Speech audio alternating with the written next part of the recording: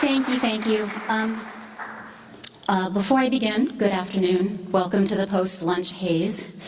I want to start out by thanking Dr. Helen Caldicott and Physicians for Social Responsibility for this symposium. It's amazing, and I want the public to know that you are getting information here that would not be readily available to us otherwise, and it's very important information.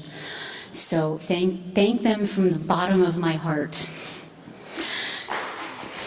So, just how contaminated is our food? I got this question a lot of times after Fukushima exploded, and I'm still getting it. And it's frustrating because it doesn't have a good answer. We know that radiation from Fukushima did reach the U.S. directly. Iodine-131, cesium-137 and 134 are evidence of this. Other radioisotopes could have reached us as well, but they're harder to detect. This doesn't make them less important, but my talk will focus on cesium for a number of reasons, which will become clear. So what needs to be assessed from this point forward is how cesium cycles and becomes concentrated or biomagnified in the environment over the long term, and where it might enter our food supply as a result. Now, remember, our food can come not just from what is grown in the U.S., but what is harvested from the Pacific Ocean and imported from other countries, including Japan. So what are the most important points for understanding radiation in this food monitoring context? Radiation is expelled from the nucleus of an atom and is represented by a unit called a becquerel. 1 becquerel is equal to 1 atomic disintegration per second, and different radionuclides give off different kinds of radiation. Different types of radiation are blocked by different substances depending on the density of the substance and the quality of the radiation itself. And certain types of radiation that would be less damaging outside our bodies can become much more damaging if taken internally, inhaled or ingested, since there's nothing inside our cells, like a piece of paper or plexiglass, to block this radioactive energy. In this case, each one of these disintegrations or hits, represented by a becquerel, may cause damage and disease. Also, because some radiation is more easily blocked, like alpha and beta particle radiation, it can be challenging to measure certain radionuclides inside food if this is the only type of radiation that they emit. In general, gamma radiation is easier to measure because it travels through most material more easily, like the flesh of an apple or the flesh of a fish. This makes gamma the obvious choice for testing because you don't need to do anything extra to the food to prepare it, like cut an apple or pulp the apple. The radionuclide cesium-137 emits a gamma ray, so it is the radionuclide most often measured. But even if you don't find that cesium gamma, it doesn't mean the food doesn't contain other radionuclides that are of concern, like strontium-90, plutonium-239. So obviously measuring food for just gamma has serious limitations, but it would be a reasonable start in any food testing program. Fukushima isn't the only source of cesium contamination. We have been being exposed to man-made radiation for generations from a number of different sources. So atomic bomb blasts worldwide, 954 petabecquerels. I will use quadrillion. And to give you an illustration of what a quadrillion is, if you have a quadrillion pennies on top of each other, they would reach the sun and back 5 times over. This is a big number. Every nuclear power reactor releases radionuclides to water and air as part of their operating plan. It doesn't take an accident to release this material, although we know they've had plenty of those as well. The total release amount for cesium-134 and 137 is currently unavailable and would have to be calculated for the U.S. nuclear power reactor fleet. It would also be based on questionable effluent release data that is most often collected by industry, not independent parties. Then there's Chernobyl. 85 quadrillion becquerels of cesium-137. This number has a margin of plus or minus 26 petabecquerels. So that's 26 quadrillion becquerels. Fukushima, releases to air and ocean. Release of Nobel gas, unspecified as to what type it was. These numbers are from a TEPCO press release that came out earlier on. And finally, 10 million becquerels of cesium-134 and 137 are still, as far as I know, being released every hour. Now, what these slides have shown us is that we don't have a good idea of just how much cesium has been released or continues to be released. Who's testing? So who's testing our food for man-made radioactivity? Vital Choice and Eden are private companies who pay to have their products tested.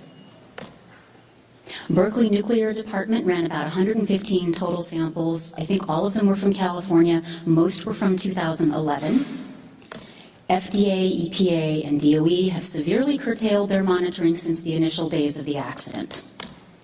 National Oceanic and Atmospheric Administration was thought to be watching something called the Kuroshio current, which somebody mentioned yesterday in a presentation. And if the contamination reached this current, they will consider monitoring California coast seawater and sediment. But I don't think they're doing that yet, and I believe the contamination has reached this current, which is like a fast track to the California Pacific coast. These aren't the only universities and institutes that have done testing, but the testing has been limited. It needs more money to continue, and there has been complaining about lack of funding for this very important work. Current and past food testing programs have a number of shortcomings. Most samples are only tested for gamma-emitting radionuclides. Testing has been severely curtailed now, even though Fukushima is still spewing and the contamination is becoming entrenched. EPA was criticized by the Inspector General because 20% of its radiation monitors in the U.S. were out of service when the Fukushima catastrophe began. And a very important point, and I want everyone to hear this, sampling a piece of food every once in a while gives you no real idea of the scope of the contamination or the bioaccumulation and doesn't pinpoint any radiation hotspots that might exist. So in general, testing of U.S. foodstuffs is inadequate. The U.S. limit of 1,200 becquerels per kilogram of just cesium-134 and or 137 is way too high. And it isn't binding, because the FDA can decide to act or not at any level of cesium contamination. So it's exactly like not having a standard at all. Japan, on the other hand, their limit is 100 becquerels per kilogram. Finally, release of info to the public is paltry, if at all. So what have they found so far? California kelp, iodine levels were significantly higher than before Fukushima. They didn't test it for cesium, and they should. They've asked for funding. I don't know if they've got it. I don't know an update on this, but this is important because kelp provides a food source for fish. So there is concern that contamination from the fish that eat the kelp will be concentrated within the fish.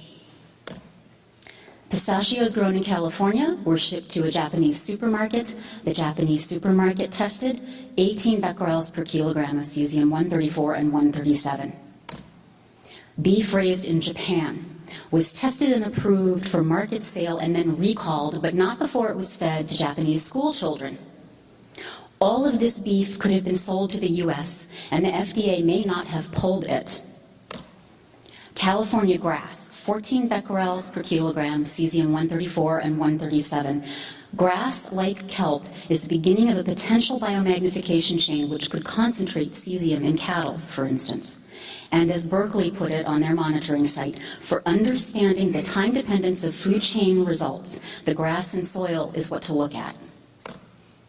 Green tea, 162 kilograms of it shipped to France from Japan and rejected because of this level of contamination, 1,038. The U.S. recommendations would have accepted this. Bluefin tuna swam all the way across the Pacific and reached the California coast, retaining cesium-134 and 137. Canada's cesium limit is apparently 1,000 becquerels per kilogram of cesium. And news reports express concern that they will import very contaminated fish from Japan. It is a concern that the U.S. should also share.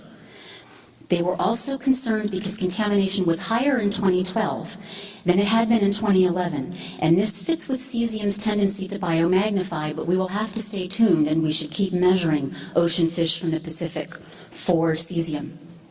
Because of the tendency to biomagnify, in general, we need more testing. And we need to think about how to test over a longer time frame, not just a few years. So how should we think about these contamination levels, and how low should we attempt to make cesium contamination in our food? Remember two things. There's no safe level of radiation. Every exposure does carry some risk, no matter how small. And two, cesium-134 and 137 did not exist in nature before we created and released them.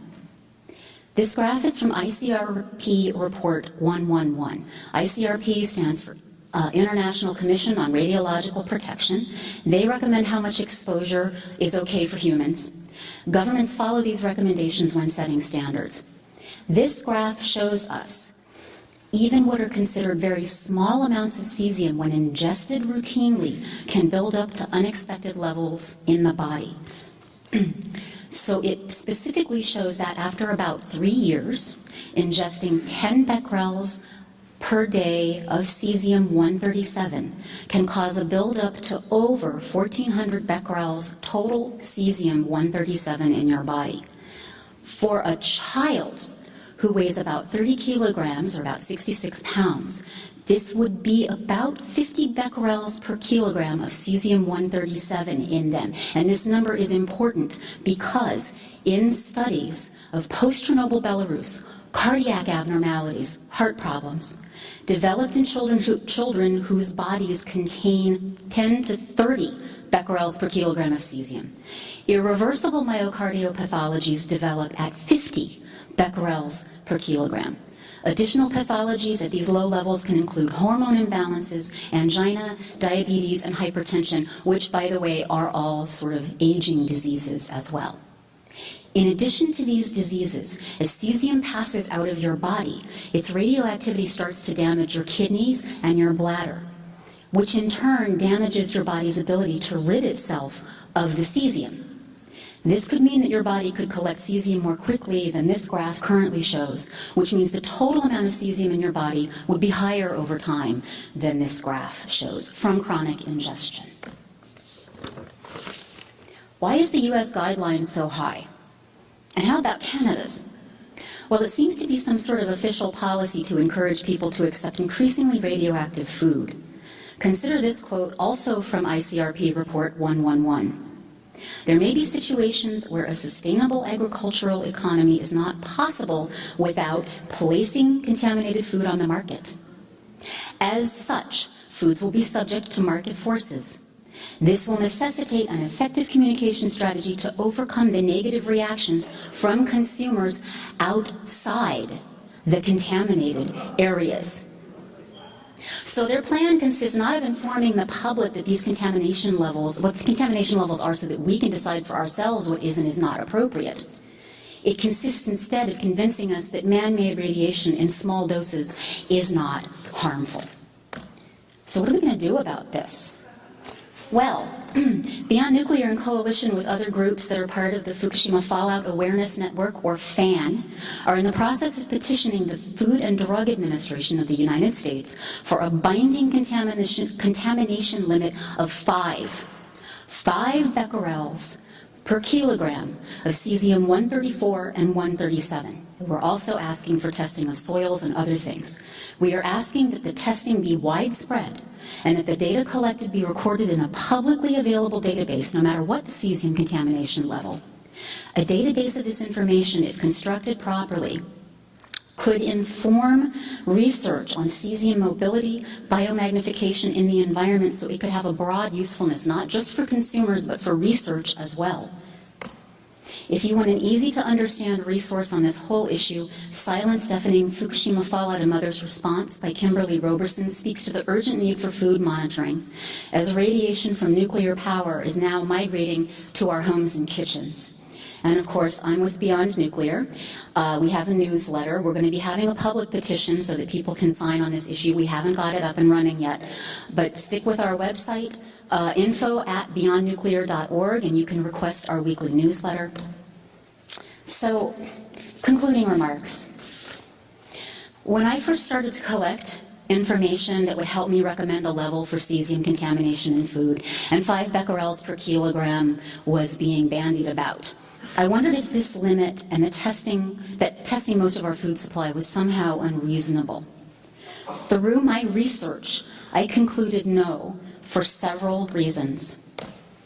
Cesium concentrates or biomagnifies in the environment through natural processes, so diluting it won't save us ultimately. We have to track it and its movements. Historic and continuing cesium releases ensure that generations of humans have now been exposed to it. To what end? What is the damage that has already been done that we may not be able to see? And I'm thinking of multi-generational damage here. Belarus studies show damage at very low levels in children, and ICRP admits that even small amounts of cesium can bioaccumulate in our bodies to this level. There's a lack of publicly available info on cesium levels in food, and we have no reliable estimate on how much has been or is being released. And then finally, they are attempting to convince us everything is fine, despite all that we and they still don't know and all of the uncertainties. And what we do know, and what we've seen here in this conference, is very, very worrisome. So it isn't just a question anymore of which catastrophe or routine release is to blame for what cesium contamination or any contamination. It's a question of the totality of the radioactive contamination and the damage occurring from it across generations. And cesium is only one of very many radioactive isotopes released. So looking at this evidence, I am now thinking that 5 becquerels per kilogram might still ultimately be too high, but it is a good start to get a handle on what is contaminated, what isn't, and how we move forward. Thank you.